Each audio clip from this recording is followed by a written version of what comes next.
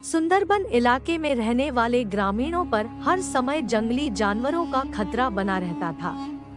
खास तौर पर जो युवक घने जंगलों में लकड़ियां चुनने जाते थे, उन पर कभी भी बाघ हमला कर सकते थे। यही वजह थी कि वे सब पेड़ों पर तेजी से चढ़ने उतरने का प्रशिक्षण लिया करते थे।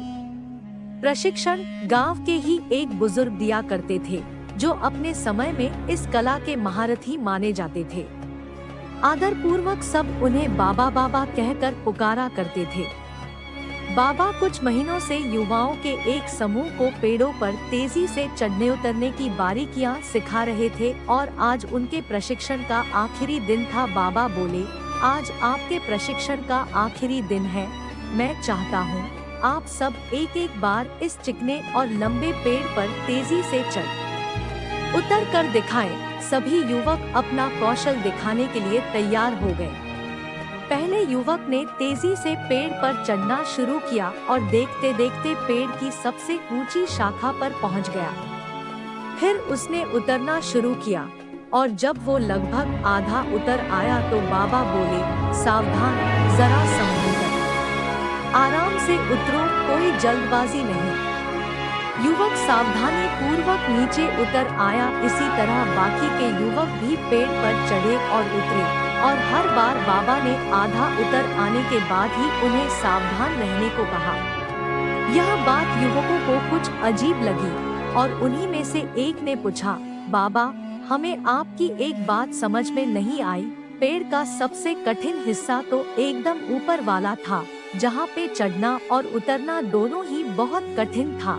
आपने तब हमें सावधान होने के लिए नहीं कहा, पर जब हम पेड़ का आधा हिस्सा उतर आए और बाकी हिस्सा उतरना बिल्कुल आसान था, तभी आपने हमें सावधान होने के निर्देश क्यों दिए?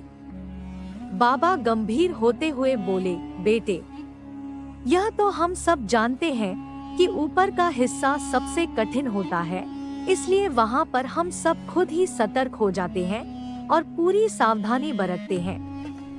लेकिन जब हम अपने लक्ष्य के समीप पहुंचने लगते हैं तो वह हमें बहुत ही सरल लगने लगता है।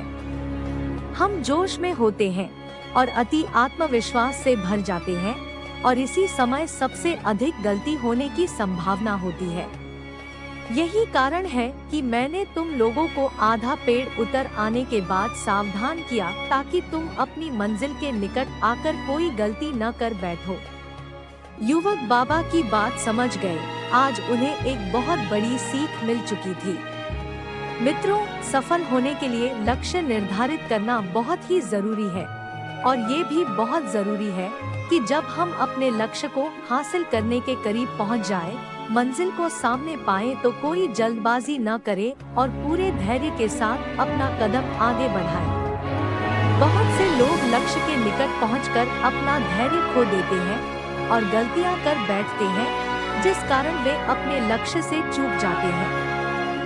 इसलिए लक्ष्य के आखिरी पड़ाव पर पहुंचकर भी किसी तरह की असावधानी मत बरतिए और लक्ष्य प्राप्त करके ही दम लीजिए।